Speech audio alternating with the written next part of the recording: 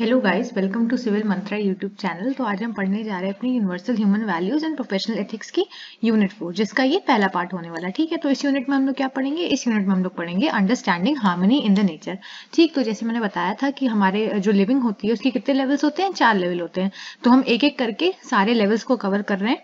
जैसे हमने second unit में कौन सी लेवल कवर की? Living in my self. उसी तरह से हमने थर्ड यूनिट में कौन सी वो है लेवल कवर करी? फैमिली एंड सोसाइटी की। ठीक, तो फोर्थ जो यूनिट है उसमें हम अपना कवर करेंगे अपना लास्ट लेवल, जो कि है understanding harmony in the nature. ठीक, अब है कि यूनिट 4 का सिलेबस है। यूनिट 4 के सिलेबस में क्या है? Understanding harmony in the nature and existence. तो जो हमारा चौथा लेवल था, जो लास्ट लेवल था, उसके अंदर जो हार्मनी है उसको हम समझने की कोशिश यहाँ पर करेंगे। इसके अंदर क्या आता है? इसके अंदर आता है होल एग्जिस्टेंस एज को existence understanding the harmony in nature. तो हमें क्या करना है? हमें एग्जिस्टेंस को समझना है, जो हम आगे वाली वीडियोस में समझेंगे। को एग्जिस्टेंस को समझना है। Understanding harmony in the nature, जो हमारा मेन टॉपिक है, उसको समझना है। फिर इंटरकनेक्टेडनेस इनके बीच में कैसे होती है। Mutual fulfilment among the 4 orders of the nature, जो कि मोस्ट इंपॉर्टेंट टॉपिक है। Recyclability and self regulation in nature. उसके बाद हमें पढ़ना है इसका दूसरा टॉपिक, जो कि है एग्जिस्टेंस का। तो यहां तक हमने कौन सा कवर किया? यहां तक हमने नेचर को कवर किया। अब हम किसको कवर करेंगे? एग्जिस्टेंस को। तो यहां पर हम समझेंगे अंडरस्टैंडिंग एग्जिस्टेंस एज को एग्जिस्टेंस, जिसमें आता है अस्तित्व of mutually interacting unit in all pervasive space. तो हम पढ़ेंगे कि हमारे जो यूनिवर्स है उसमें 2 रियलिटीज होती हैं, और उन रियलिटीज के अंदर क्या क्या चीजें हैं वो हम इसके अंदर कवर करेंगे। फिर holistic perception of harmony at all the levels of existence, इसको भी कवर करेंगे। ठीक है, तो ये मेरा पूरा हो गया सिलेबस यूनिट 4 का। तो सबसे पहला टॉपिक यूनिट 4 का क्या है? Understanding harmony in the nature. जो नेचर है उसके अंदर हार्मनी को समझना, या फिर हमारा जो चौथा लेवल है उसके अंदर हार्मनी को कैसे हम हार्मनी को समझ सकते हैं, वो हम इसके अंदर कवर करने वाले हैं। सो देखते हैं कैसे। So far we have elaborated on harmony in the individual, family and society.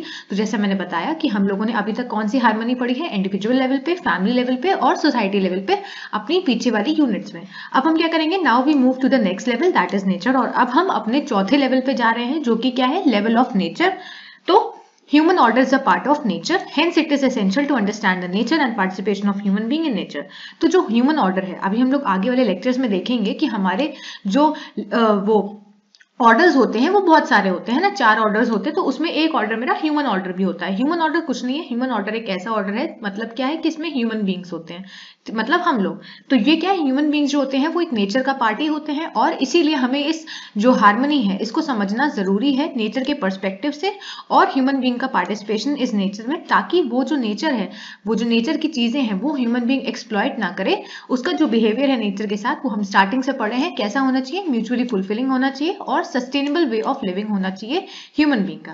ठीक है, so after discussing nature we will move on to the understand the existence as a whole, which is a form of unit। और इसके बाद मैंने बताया कि जैसे हम लोग नेचर को कवर कर लेंगे पूरा, उसके बाद हम लोग एग्जिस्टेंस में जाएंगे, जहां पर हम देखेंगे कि हमारी 2 रियलिटीज जो है, यूनिट्स एंड स्पेस, उसके बारे में पढ़ेंगे, और कैसे यूनिट सबमर्ज है स्पेस के अंदर, वो पढ़ेंगे। ठीक है, फिर नेचर इनकम्पासेस ऑल एंटिटीज। अब यहाँ पर बताया गया है कि हम लोग इतनी देर से जो बोल रहे हैं कि ह्यूमन बीइंग नेचर का एक पार्ट है, और ह्यूमन बीइंग का जो मेन जो रोल होना चाहिए वो क्या होना चाहिए? नेचर को, नेचर के टुवर्ड्स क्या उसका बिहेवियर होना चाहिए? म्यूचुअली फुलफिलिंग होना चाहिए। तो अब ये जो नेचर है वो नेचर क्या है?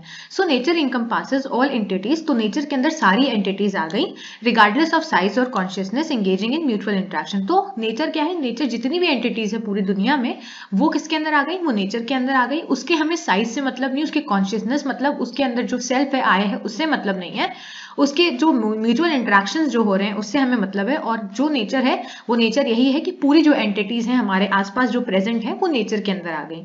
सो दीज एंटिटीज आर काउंटलेस, क्योंकि पूरे वर्ल्ड में, पूरे अगर हम देखें तो बहुत सारी जो एंटिटीज हैं वो बहुत ज्यादा है, तो उनको काउंट कर पाना बहुत मुश्किल है। तो ये जो एंटिटीज है ये काउंटलेस है, yet exhibit a desirable equilibrium and self regulation. लेकिन फिर भी ये जो पूरी एंटिटीज हैं इनमें एक सेल्फ रेगुलेशन है, मतलब हमें इनको रेगुलेट करने की जरूरत नहीं है, ये खुद से सेल्फ रेगुलेशन कर रही है। कैसे कर रही है वो अभी हम आगे पढ़ेंगे जब हम ऑर्डर्स को पढ़ेंगे। लेकिन अभी के लिए समझ लो कि नेचर के अंदर सारी एंटिटीज आ गई, और ये एंटिटीज काउंटलेस होती हैं। ठीक है, so this self regulation manifest as harmony और balance within the nature. और ये जो सेल्फ रेगुलेशन है, जो ये एंटिटीज हैं, इनको हमें रेगुलेट करने की जरूरत नहीं है। इस सेल्फ रेगुलेशन की वजह से जो हमारा हार्मनी है या नेचर के अंदर जो बैलेंस है वो बना हुआ है। Understanding the cause and effect dynamics inherent in natural law is essential to align with its harmonious principle. और इसी वजह से हमें इस हार्मनी को समझने की जरूरत है। ठीक, तो ये सेल्फ रेगुलेशन जो वर्ड है कि बहुत ज्यादा इंपॉर्टेंट है और ये पेपर में आता भी है। अभी इसके आगे हम लोग इसके अंदर और डीप में पढ़ेंगे। फिर आता है नेचुरल हार्मनी को हमें समझना क्यों है। नेचुरल हार्मनी का क्या मतलब है कि नेचर की जो हार्मनी है उसको समझने का क्या जरूरत है, उस क्या रीजंस यहाँ पर बताए गए हैं कि हमें नेचर के अंदर जो हार्मनी प्रेजेंट है उसको समझने की क्या जरूरत है, वो हमें यहाँ समझाया गया। सबसे पहला, embracing natural harmony is the key to addressing global warming and avoiding depletion of non renewable resources. तो अगर हम ये जो नेचर के अंदर जो हार्मनी है, जिसको हम लोग नेचुरल हार्मनी भी बोल रहे हैं, इसको अगर हम समझेंगे तो इससे क्या होगा, इससे हमें समझ में आएगा कि जो नेचर के अंदर जो प्रॉब्लम्स अराइज हो रही हैं उसको हम सही से समझ पाएंगे और उसको कैसे हमें डील करना है, कैसे हमें उसको उसके ऊपर काम करना है, वो हमें समझ में आएगा। जैसे कि the key to addressing a global warming. Global warming मतलब जो ग्लोबल वार्मिंग की जो फिनोमेना चल रहा है, जिसकी वजह से टेम्परेचर भी बहुत ज्यादा बढ़ रहा है, जो हमारे आसपास के इलाके हैं उसमें बहुत ज्यादा गर्मी हो रही है, तो ये सब इफेक्ट किसका है, ये ग्लोबल वार्मिंग का है। तो जब हम अपनी नेचुरल हार्मनी को समझ लेंगे तो हम इस ग्लोबल वार्मिंग का जो पूरा कॉज है उसको समझ लेंगे और उसके हिसाब से हम अपना काम करेंगे, अपना वर्क करेंगे, ताकि जो ग्लोबल वार्मिंग है वो कम हो जाए और नेचर के ऊपर हम हार्मनी क्रिएट कर सके। और इसी के साथ हम depletion of non renewable resources को भी समझेंगे। दूसरा है aligning harmoniously with trees offers solutions to various challenges including reducing wind speed, conserving energy, implementing companion planting, establishing forest gardens and mitigating building heat.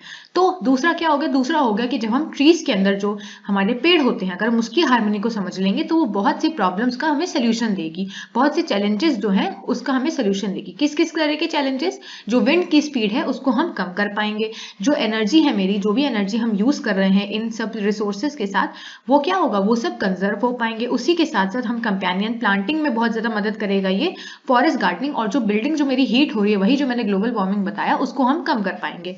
तो सबसे पहले रीजन क्या हो गया कि हम अगर नेचुरल की जो हार्मनी है, नेचर के अंदर जो हार्मनी प्रेजेंट है, अगर हम उसको समझेंगे तो नेचर के अंदर जो अभी इश्यूज चल रहे हैं करंट में, हम उसको समझ पाएंगे और ये जो ग्लोबल वार्मिंग है उसको हम कम कर पाएंगे, एड्रेस कर पाएंगे सही से, और depletion of non renewable resources को भी हम सही से समझ के उसके अंदर क्या करेंगे, उसके अंदर अपने इंपॉर्टेंट जो मेजर्स हैं वो सब ले पाएंगे। दूसरा क्या हो सकता है, दूसरा हो सकता है कि अगर हम ट्रीज के साथ जो हार्मनी है उसको हम समझ जाएं तो इससे क्या होगा, जो बहुत से चैलेंजेस से जो हम गुजर रहे हैं उसका हमें सोल्यूशंस मिलेगा, और इसी तरह से हम नेचर के अंदर हार्मनी को समझना हमें जरूरी है। तीसरा क्या है, तीसरा है achieving natural harmony is feasible in establishment, upkeep and administration of educational institute such as schools, colleges and universities.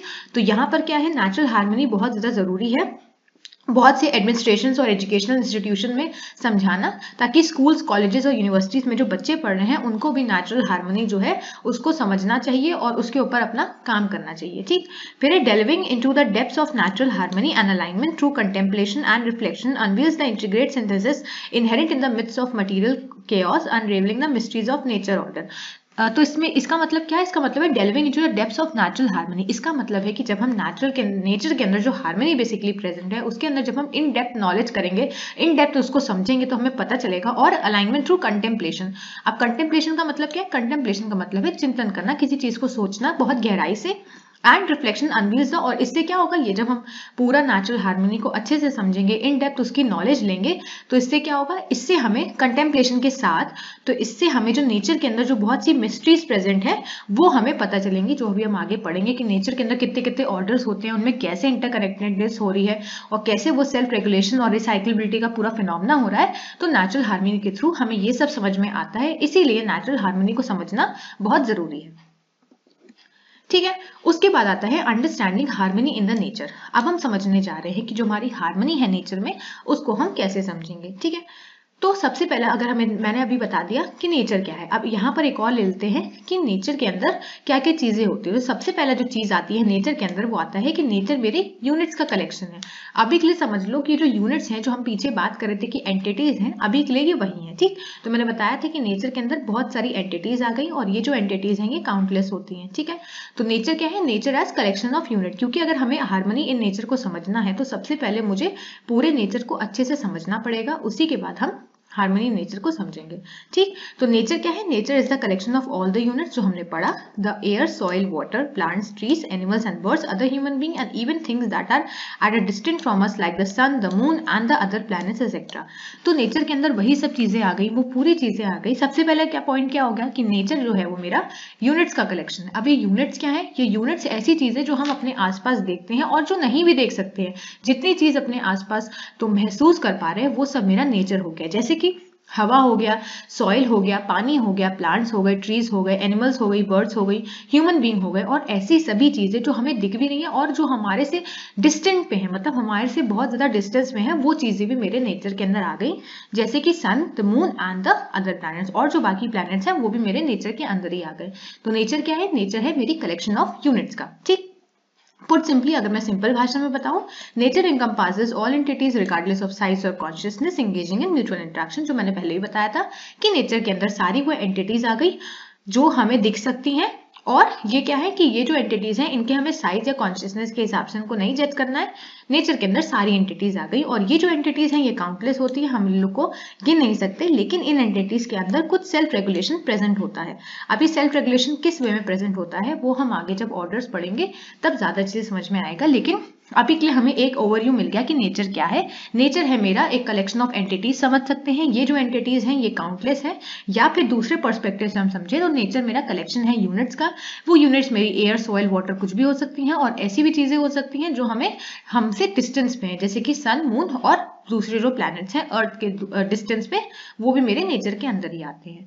ठीक है, अब to facilitate this understanding we can categorise all these units. अब हम जितनी देर से बोल रहे थे कि जो नेचर है वो क्या है, वो मेरी कलेक्शन ऑफ यूनिट्स है। तो इस अंडरस्टैंडिंग को और अच्छे से समझने के लिए हमने क्या किया, हमने कैटेगराइज कर दिया मेरी सारी यूनिट्स को 4 ऑर्डर में। जो मैं बता रही थी कि हमारे जो नेचर है उसके अंदर 4 ऑर्डर्स होते हैं। तो ये जो हम इतनी देर से बोल रहे हैं कि नेचर मेरा कलेक्शन है मेरी यूनिट्स का, तो इन यूनिट्स को हमने फर्दर कैटेगराइज कर दिया 4 ऑर्डर्स में। So although the units are innumerable, ऐसे तो मैंने जैसे बताया था कि जो यूनिट्स हैं या फिर जो एंटिटीज हैं वो बहुत ज्यादा है, वो इनन्यूमरेबल है। इनन्यूमरेबल का मतलब क्या? इनन्यूमरेबल का मतलब है कि बहुत ज्यादा, बहुत बड़ा नंबर है यूनिट्स का। आसपास जो हमारे यूनिट्स हैं, जो एंटिटीज है, वो बहुत ज्यादा है, लेकिन फिर भी हमने उनको क्या किया, हमने उनको 4 ऑर्डर्स में डिवाइड कर दिया या फिर क्लासीफाई कर दिया। ठीक, तो 4 ऑर्डर्स कौन से हैं? सबसे पहला ऑर्डर है मेरा फिजिकल ऑर्डर, जिसको हम लोग मटेरियल ऑर्डर भी बोलते हैं। दूसरा ऑर्डर है मेरा बायो ऑर्डर, जिसको हम प्लांट ऑर्डर या फिर प्रोडक्ट ऑर्डर बोलते हैं। तीसरा है मेरा एनिमल ऑर्डर, और चौथा है मेरा ह्यूमन ऑर्डर। तो सबसे पहला ऑर्डर क्या है? फिजिकल या फिर मटेरियल ऑर्डर। तो इसके अंदर क्या आ गया? This includes units like air, water, metal and so on. तो इसके अंदर कौन सी चीजें आ गई? फिजिकल ऑर्डर या फिर मटेरियल ऑर्डर के अंदर आ गया हवा, पानी और मेटल कोई भी, या फिर इसके आगे भी चीजें। अभी इसके अंदर हम लोग, अभी नहीं समझ में आ रहा होगा, इतना समझ लो कि हाँ ये सब कुछ कुछ चीजें होती हैं। जब हम लोग ऑर्डर्स और अंदर से पढ़ेंगे तब हमें पता चलेगा कि इसके अंदर कौन कौन सी और चीजें आती हैं। ठीक है, उसके बाद आता है बायो ऑर्डर। अब बायो ऑर्डर के अंदर क्या है? बायो ऑर्डर के अंदर आते हैं मेरे ग्रास, प्लांट्स एंड ट्रीज। तो बायो ऑर्डर या प्रोडक्ट ऑर्डर या प्लांट ऑर्डर से ऐसा समझ लो कि वो सब चीजें जो प्लांट्स की कैटेगरीज में आती हैं वो सब मेरे बायो ऑर्डर में जाती है। जैसे कि घास जो है, वो पेड़ जो हो गए, जो ट्रीज हो गई, वो सब मेरे किस में आ गए? वो मेरे बायो ऑर्डर में आ गए, जिसको हम प्लांट या फिर प्राणिक ऑर्डर भी बोलते हैं। उसके बाद आता है मेरा एनिमल ऑर्डर। अब एनिमल ऑर्डर में कौन कौन सी चीजें आ गई? एनिमल ऑर्डर में मेरे एनिमल्स आ गए और मेरे बर्ड्स आ गए। और ह्यूमन ऑर्डर में क्या आ गया? This has human being only. तो ह्यूमन ऑर्डर मतलब हम लोग, इसके अंदर क्या हो गया? Human being. तो हमें अभी तक क्या समझा? हमने ये समझा कि हम लोग जो नेचर की समझ रहे हैं, क्योंकि हम लोग यहाँ पर क्या समझ रहे हैं? हार्मनी इन द नेचर को समझ रहे हैं। तो नेचर जो है वो कलेक्शन ऑफ यूनिट्स है। अब इसको और अच्छे से समझने के लिए हमने जो यूनिट्स थी इनको 4 ऑर्डर में डिवाइड कर दिया। ऐसे तो यूनिट्स बहुत ज्यादा होती हैं नंबर में, लेकिन सिंप्लिसिटी के लिए हमने इसको अभी के लिए 4 ऑर्डर्स में डिवाइड कर दिया है। सबसे पहला ऑर्डर है फिजिकल ऑर्डर, जिसको मटेरियल ऑर्डर भी बोलते हैं, जिसके अंदर आ गया एयर, वाटर, मेटल और भी चीजें इसके अंदर आती हैं। सेकंड होता है मेरा बायो ऑर्डर, जिसको हम प्लांट ऑर्डर या फिर प्रोडक्ट ऑर्डर बोलते हैं। अब क्योंकि ये प्लांट से कंसीडर किया गया है, इसीलिए इसके अंदर वही सब चीजें आ गई जो प्लांट्स की कैटेगरी में आती है, जैसे कि ग्रास, प्लांट, ट्रीज एक्सेट्रा। उसके साथ मेरा तीसरा ऑर्डर जो होता है वो मेरा एनिमल ऑर्डर होता है। तो इसके अंदर मेरे एनिमल्स आ गए और बर्ड्स आ गए। चौथा ऑर्डर होता है वो होता है ह्यूमन ऑर्डर। तो ह्यूमन ऑर्डर के अंदर क्या आ गया? ह्यूमन ऑर्डर के अंदर हम लोग आ गए, ह्यूमन बीइंग। ठीक, अब हम लोग समझते हैं इन डेप्थ कि ये जो 4 ऑर्डर्स हैं इनके अंदर क्या क्या होता है और कैसे कैसे काम होता है। सबसे पहले तो 4 ऑर्डर्स हैं नेचर में। सबसे पहला ऑर्डर जो मैंने बताया था वो बताया था मटेरियल या फिर फिजिकल ऑर्डर, जिसके अंदर क्या आ रहा था? जिसके अंदर आता है एयर, वाटर एंड मेटल।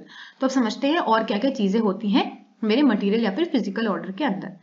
तो The vast landmass of continents, immense bodies of water like oceans and seas, towering mountains and winding rivers, the enveloping atmosphere as well as metals, minerals, dense gases and fossil fuels buried deep beneath the earth's surface also all constitute the material realm और पदार्थ अवस्था। देखो इसका क्या मतलब है कि material order के अंदर वो सब चीजें आ गई जो हम मटेरियल की कैटेगरी में डाल सकते हैं, जैसे कि जो कॉन्टिनेंट्स है, बहुत ज्यादा जो लैंड मास है जो कॉन्टिनेंट से घिरा हुआ है वो मेरे मटेरियल ऑर्डर के अंदर आ गया। फिर बहुत सारी वाटर बॉडीज जो है जैसे कि ओशंस हो गए, सीज हो गई, वो मेरी मटेरियल ऑर्डर के अंदर आ गई। फिर बहुत सारे माउंटेन्स जो है, पहाड़ हैं वो, फिर जो रिवर्स है वो, और जो मेरा पूरा एटमॉस्फेयर है वो मेरा किसके अंदर आ गया, वो मेरा फिजिकल ऑर्डर के अंदर आ गया। उसी के साथ साथ जो मैंने मेटल्स बताया था बहुत सारे, वो आ गए कि गोल्ड, सिल्वर, ये सारे जितने भी मेटल्स होते हैं वो सब मेटल्स मेरे इसके अंदर आ गए। उसके साथ साथ मिनरल्स आ गए बहुत सारे, और जो गैसेज है मेरे जो इन्वायरमेंट में प्रेजेंट है, जो एटमॉस्फेयर में गैसेज प्रेजेंट है, वो सब गैसेज मेरी फिजिकल ऑर्डर के अंदर आ गई। उसी के साथ साथ फॉसिल फ्यूल जो कि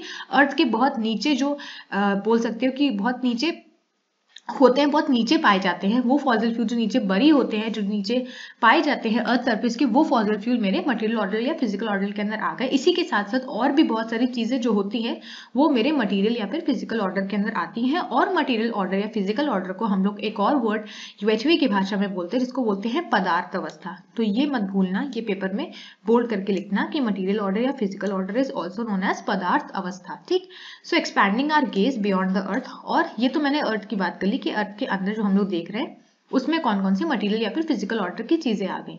अब आता है कि अगर हम अर्थ के बियॉन्ड देखें तो हमें क्या पता चलेगा, this material order extends to stars, planets and moon and numerous celestial bodies in the cosmos. तो जब हम अपने अर्थ के अंदर देख रहे हैं तो हमें पता चल रहा है कि जो कॉन्टिनेंट्स ने बहुत ज्यादा लैंड मास को घेर रखा है वो मेरे मटेरियल ऑर्डर के अंदर आ गया। उसके साथ साथ मेरी वाटर बॉडीज आ गई, मेरे माउंटेन्स आ गए, रिवर्स आ गए, एटमॉस्फेयर आ गए, मेटल्स आ गए, बहुत सारे मिनरल्स आ गए, गैसेज और फॉसिल फ्यूल। तो ये सब मेरे अर्थ के अंदर की चीजें थी। अगर हम अर्थ से बाहर की देखने की कोशिश करेंगे तो मटेरियल ऑर्डर के अंदर मेरे कौन कौन से आ जाएंगे, स्टार्स आ जाएंगे, प्लैनेट्स आ जाएंगे, फिर मून आ जाएगा। उसके साथ साथ बहुत सारी जो सेलेस्टियल बॉडीज होती हैं वो सब मेरी मटेरियल या फिर फिजिकल ऑर्डर के अंदर आती हैं, और इसको हम लोग क्या बोलते हैं, इसको हम लोग पदार्थ अवस्था बोलते हैं। ठीक, तो ये मेरा सबसे पहला ऑर्डर है मटेरियल ऑर्डर। दूसरा आता है मेरा बायो या फिर प्लांट ऑर्डर, जिसको हम लोग क्या कहते हैं, जिसको हम लोग इन शॉर्ट अगर हम लोग इसमें देखें तो हम लोग इसको कहते हैं प्राणिक ऑर्डर। सो सॉरी, ठीक है, PRANIC, तो इसको प्राणिक ऑर्डर भी बोलते हैं। तो बायो या फिर प्लांट ऑर्डर के अंदर क्या है, the land mass is around with a carpet of grasses and small shrubs constituting the life that thrives upon the entirety of the soil. तो प्लांट या फिर बायो ऑर्डर के अंदर वही मैंने बताया कि वही सब चीजें आ गई जो कि प्लांट के साथ हम लोग कंसीडर कर सकते हैं, जैसे कि मेरी घास आ गई, बहुत से छोटे छोटे जो श्रब होते हैं जो लैंड मास को पूरा घेर के रखते हैं, वो सारी श्रब्स मेरी आ गई, वो सब मेरे प्लांट या बायो ऑर्डर में आ गया। इसी के साथ साथ श्रब्स, प्लांट्स और जो मेरे ट्रीज हैं वो come together to create vast forest, और इसी के साथ साथ मेरी जो ग्रास है, श्रब्स हैं, ट्रीज हैं, प्लांट्स हैं, ये सब तो है। इसी के साथ जब ये सब कॉन्स्टिट्यूट होकर एक बहुत बड़ी यूनिट बना लेते हैं आपस में आके, तो ये क्या बनाते हैं, ये बहुत बड़ा फॉरेस्ट बनाते हैं। While under water ocean flora contributes to the flourishing ecosystem. तो यहाँ से मैं सिंपल भाषा में समझाऊं तो बायो ऑर्डर या प्लांट ऑर्डर में क्या आ गई, मेरी घासें आ गई, उसके बाद मेरे श्रब्स आ गए, प्लांट्स आ गए, ट्रीज आ गए, और जब ये सारी जो चीजें हैं वो सब जब एक साथ आती हैं तो वो एक बहुत बड़ा फॉरेस्ट बना लेती हैं। ठीक है, तो ये मेरा प्लांट या बायो ऑर्डर हो गया। अगर हम अंडर वाटर देखें, पानी के नीचे देखें, तो जो ओशन में जो फ्लोरा होता है वो भी मेरे प्लांट या बायो ऑर्डर के अंदर आ जाता है। So collectively this abundance of the plant life represents the plant और बायो ऑर्डर नोन एज प्राण अवस्था। तो जैसे वहां पर था कि वहां पर क्या था, वहां पर जैसे था कि उसको हम पदार्थ अवस्था बोल रहे थे अपने मटेरियल या फिजिकल ऑर्डर को, उसी तरह से बायो या फिर प्लांट ऑर्डर को हम लोग प्राण अवस्था बोलते हैं, क्योंकि जो मेरा एक तरह से ऐसे समझ सकते हो कि प्लांट जो है वो ब्रीथ करते हैं ना, रेस्पिरेशन का प्रोसेस करते हैं, तो उनके अंदर प्राण है। प्राण का मतलब होता है उनके अंदर एक लाइफ है, तो इसीलिए इसको प्राण अवस्था बोलते हैं, और ये serving as the next significant order of the life on our planet. तो ये इसलिए बेनिफिशियल है, और ये क्यों ज्यादा सिग्निफिकेंट है, क्योंकि हम लोग जो प्लांट्स है उससे रेस्पिरेशन का प्रोसेस करते हैं, इसीलिए क्योंकि हम लोग अपने जो ऑक्सीजन है वो अपने प्लांट से लेते हैं, इसीलिए ये ज्यादा इंपॉर्टेंट रोल प्ले करता है हमारे जो प्लैनेट के अंदर जो लाइफ प्रेजेंट है उसके लिए, इसीलिए प्राण अवस्था या फिर बायो प्लांट ऑर्डर इंपॉर्टेंट है।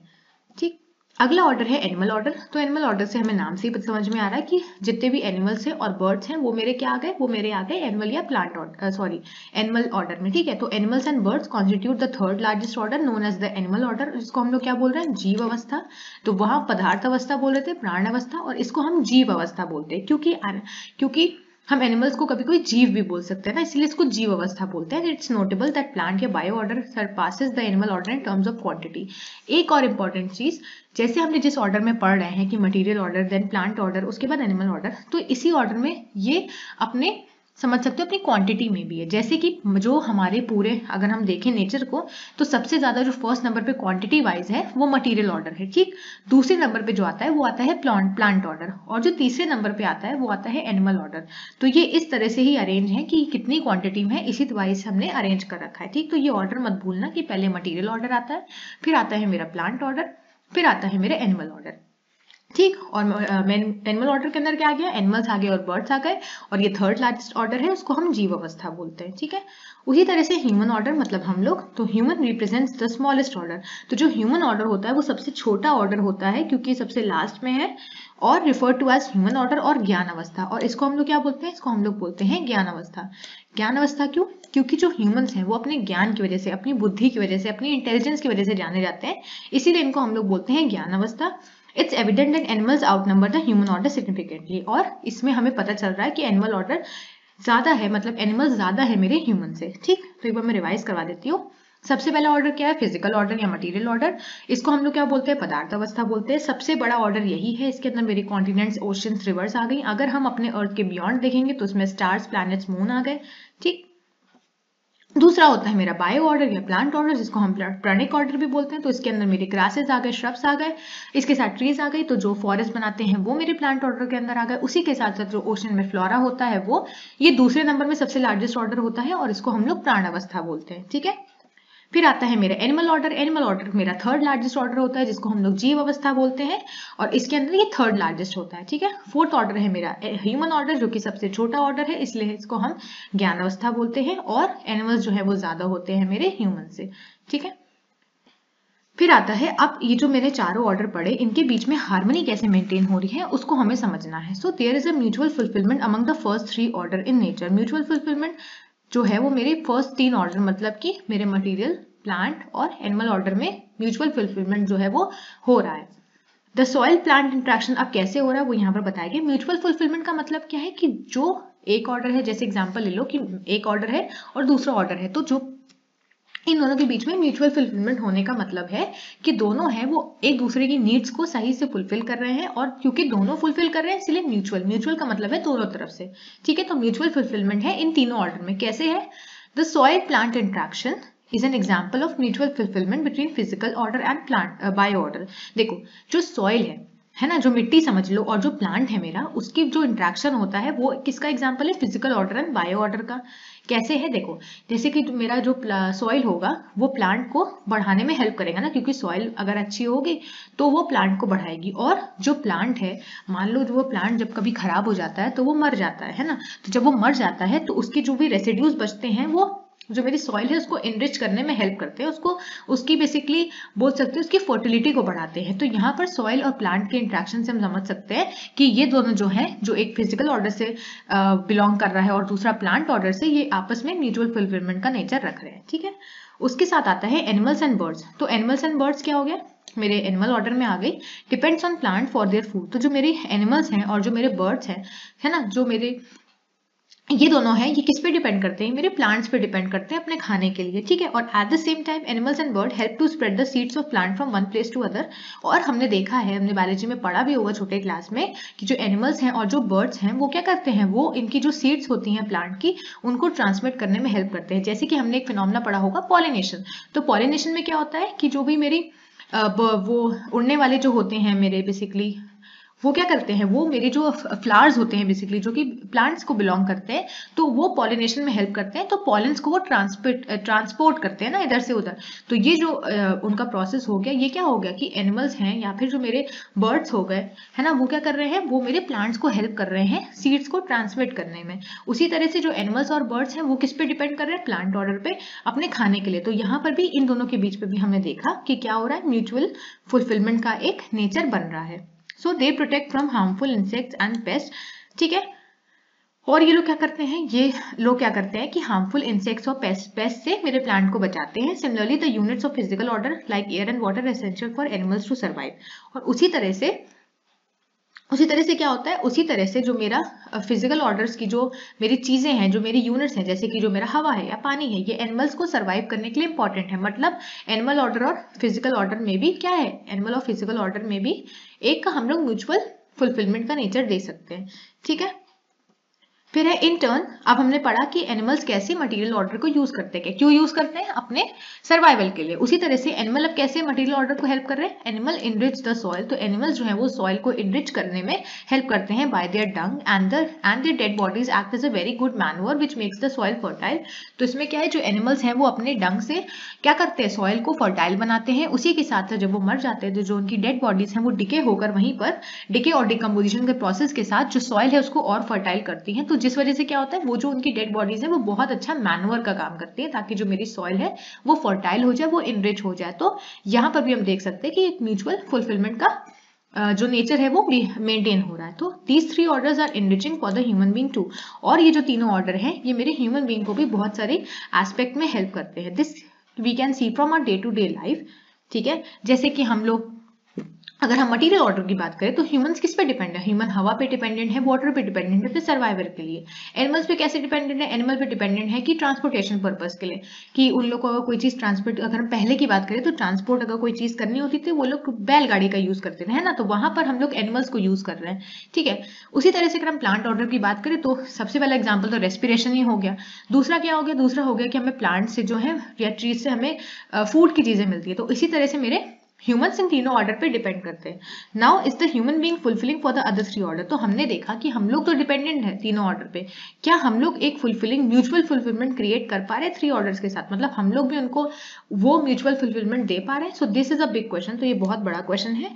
Human being is not only unfulfilling for the other three order, rather it is dominating and exploiting them to extent of global warming and climate change. लेकिन जब हमने इस क्वेश्चन का answer देखा तो हमने देखा कि ये जो तीनों ऑर्डर हैं ये मेरे साथ तो फुलफिलिंग है, ह्यूमन बीइंग के साथ तो फुलफिलिंग है, लेकिन हम लोग इनके साथ अनफुलफिलिंग नेचर रख रहे हैं। कैसे रख रहे हैं, हम इन जो तीनों ऑर्डर हैं इसको हम डोमिनेट कर रहे हैं और इनको एक्सप्लॉइट कर रहे हैं, इनका एक्सप्लॉइटेशन कर रहे हैं। कैसे कर रहे हैं, हम इनमें ग्लोबल वार्मिंग कर रहे हैं जिसकी वजह से क्लाइमेट भी मेरा चेंज हो रहा है, ठीक है। तो यहां से मैं क्या समझ में आया, यहां से मैं समझ में आया कि जो ह्यूमन ऑर्डर है वो म्यूचुअल फुलफिलमेंट यहाँ पर नहीं कर पा रहा है। वो तीनों जो ऑर्डर हैं वो तो हमें अपना फुलफिलिंग नेचर दिखा रहे हैं, लेकिन हम लोग जो है वो अनफुलफिलिंग दिखा रहे हैं। हम क्या कर रहे हैं, हम बस उसको एक्सप्लॉइट कर रहे हैं और ग्लोबल वार्मिंग और क्लाइमेट चेंज को क्रिएट कर रहे हैं। जैसे कि इस डायग्राम से भी बताया गया है रिलेशनशिप ऑफ म्यूचुअल फुलफिलमेंट। यहाँ पर देखो physical order, bio order, animal order are enriching for human order. जैसे मैंने बताया कि वो क्या कर रहे हैं, वो फुलफिल कर रहे हैं ह्यूमन बीइंग की नीड को। But human order without right understanding is not fulfilling for any of the four orders. लेकिन जो ह्यूमन ऑर्डर है वो अपनी राइट अंडरस्टैंडिंग की कमी होने की वजह से इन जो तीनों ऑर्डर है इसको फुलफिल नहीं कर पा रहा है। तो जैसे देखो यहाँ पर है कि यहाँ पर मेरा फिजिकल ऑर्डर है, यहाँ पर मेरा बायो ऑर्डर है, ये मेरा एनिमल ऑर्डर है और ह्यूमन ऑर्डर है। तो यहाँ पर देखो ये क्या है, जो फिजिकल ऑर्डर है वो तो मेरा फुलफिलमेंट कर रहा है मेरे ह्यूमन ऑर्डर के साथ, तो यहाँ पर तो डायरेक्टली हो गया। लेकिन क्या ह्यूमन ऑर्डर भी फिजिकल ऑर्डर के साथ कर रहा है, तो यहाँ पर क्या है, क्वेश्चन मार्क है। उसी तरह से देखो यहाँ पर कि फिजिकल ऑर्डर और बायो ऑर्डर के बीच में तो म्यूचुअल फुलफिलमेंट है, ठीक है, इन दोनों के बीच में भी है, बायो ऑर्डर और एनिमल ऑर्डर के बीच में म्यूचुअल फुलफिलमेंट हमें दिख रही है। लेकिन जहां पर हम ह्यूमंस की बात कर रहे हैं, ह्यूमंस में देखो और ये दोनों भी आपस में, मतलब क्या करोगे, एग्जाम में ऐसे तुमने 4 सर्कल्स बनाए, ठीक है, इन दोनों के बीच में म्यूचुअल फुलफिलमेंट हो रहा है, इन दोनों के बीच में भी हो रहा है, तभी यहाँ पर करेक्टेड और कंप्लीटेड बोल सकते हो एरोज हैं, ठीक है। उसी तरह से इन दोनों के बीच में भी देखो एक कंप्लीट एरो है, ये वाला एरो हो गया और एक ये वाला एरो हो गया। लेकिन जब हम ह्यूमंस की बात करें तो देखो यहाँ पर क्वेश्चन मार्क है कि इधर और इसमें म्यूचुअल फुलफिलमेंट नहीं हो रही है, ये क्वेश्चन है। उसी के साथ साथ इन दोनों के बीच में भी देखो यहाँ पर म्यूचुअल फुलफिलमेंट नहीं हो रही है। उसी के साथ साथ एनिमल और ह्यूमन ऑर्डर में भी म्यूचुअल फुलफिलमेंट नहीं हो रही है। एनिमल्स जो है वो ह्यूमंस जो है वो एनिमल्स का एक्सप्लॉयटेशन कर रहे हैं, लेकिन एनिमल ऑर्डर क्या कर रहा है, एनिमल ऑर्डर यहाँ पर म्यूचुअल फुलफिलमेंट के नेचर को शो कर रहा है। तो human being have natural acceptance to be mutually fulfilling, once human being understand they can be fulfilling for all orders. और जब ह्यूमन बीइंग समझ लेंगे कि उनकी जो अंडरस्टैंडिंग है वो सही नहीं है, वो राइट अंडरस्टैंडिंग से जब समझेंगे तब उनको पता चलेगा कि वो म्यूचुअल फुलफिलिंग नहीं कर पा रहे हैं, और तब उनको समझ में आएगा कि वो कैसे फुलफिल नेचर इस्टेब्लिश करें अपने चारों ऑर्डर्स के साथ। ठीक है, तो ये डायग्राम बना देना कि म्यूचुअल फुलफिलमेंट का कोई भी क्वेश्चन आए जिसको हम परस्पर पूरकता भी कहते हैं, तो इसका मतलब क्या है, इसका मतलब है कि कहीं पर भी म्यूचुअल फुलफिलमेंट आएगा तो ये डायग्राम बना देना और लिख देना कि ह्यूमन ऑर्डर अनफुलफिलिंग नेचर रख रहा है इन तीनों ऑर्डर्स के साथ। ठीक है, So however, when we refer to a natural acceptance, we want to fulfill all the orders. लेकिन अगर हम अपने अंदर से पूछें, अपनी नेचुरल एक्सेप्टेंस से पूछेंगे तो हमें अंदर से यही जवाब आएगा कि नहीं, हमें जो सारे ऑर्डर्स हैं उनमें एक म्यूचुअल फुलफिलमेंट की स्टेट क्रिएट करनी है। लेकिन ask yourself this question, what is naturally acceptable to you? To enrich these 4 orders or to exploit them? The answer is obvious, to enrich all the 4 orders. और जब हम अपनी natural acceptance से पूछेंगे तो हमें अपने अंदर से यही जवाब आएगा कि हमें ये जो ऑर्डर्स हैं चारों, इनको हमें एनरिच करना है, इनको हमें एक्सप्लॉयटेशन नहीं करना है। So one human being understand the mutual fulfilment among the 4 orders, they can be fulfilling for all the orders. और जब ह्यूमन बीइंग इस म्यूचुअल फुलफिलमेंट को समझ लेगा तो वो सारे ऑर्डर्स के साथ एक म्यूचुअल फुलफिलिंग नेचर को स्टैब्लिश कर पाएगा, नहीं तो नहीं। तो इससे क्या है, एक हमें सही तरह की अंडरस्टैंडिंग होनी चाहिए सारे लेवल्स पे।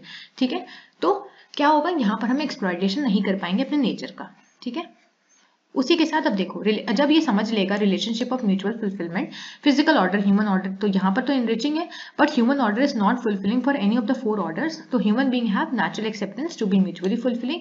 तो जब ये पूरी अंडरस्टैंडिंग उसको हो जाएगी कि एक म्यूचुअल फुलफिलमेंट होना चाहिए चारों ऑर्डर में, तो क्या होगा, जो ह्यूमन बीइंग है वो देखो यहाँ पर टिक लग गया है, मतलब वो इन सब जो म्यूचुअल फुलफिलमेंट है इसको समझ लेगा और एक म्यूचुअली फुलफिलिंग नेचर को वो स्टैब्लिश कर लेगा मेरे चारों ऑर्डर्स के साथ। तो जब अंडरस्टैंडिंग सही से हो जाएगी तब ये मेरा डायग्राम अचीव होगा। लेकिन पहले क्या था, पहले यहाँ पर सब में क्वेश्चन मार्क लगा हुआ था।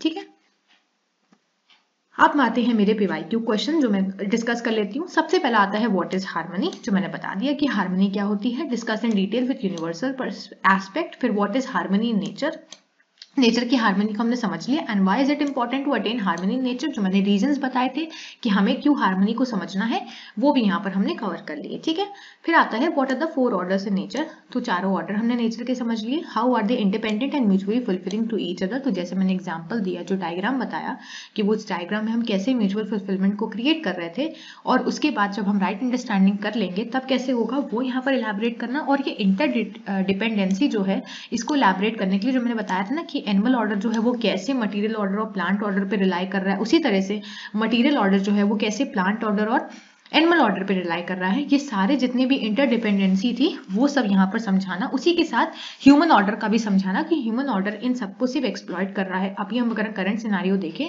राइट अंडरस्टैंडिंग के डेफिशिएंसी की वजह से। ठीक है, फिर है other than human order the 3 orders are mutually fulfilling to each other, जो मैंने डायग्राम बताया वही चीज यहाँ पर बताई गई है। एक्सप्लेन विद एग्जांपल्स, तो यहाँ पर है ना कि अदर देन ह्यूमन ऑर्डर मतलब ह्यूमन ऑर्डर को छोड़ के जो तीनों ऑर्डर्स है वो म्यूचुअली फुलफिलिंग है। तो सेम क्वेश्चन जो इससे पहले वाला था वही है, और एग्जाम्पल्स के साथ बताना है। तो जो मैंने बताया था कि एनिमल ऑर्डर मटेरियल ऑर्डर पे कैसे डिपेंड कर रहा है वो पूरा बता देना, उसी के साथ साथ प्लांट ऑर्डर मतलब सारे ऑर्डर पे जो इंटरडिपेंडेंसी है वो समझा देना। ठीक है, और डायग्राम जरूर बनाना। फिर why this human order fail to be mutually fulfilling to itself and to the other orders, तो ये भी मैंने बता दिया।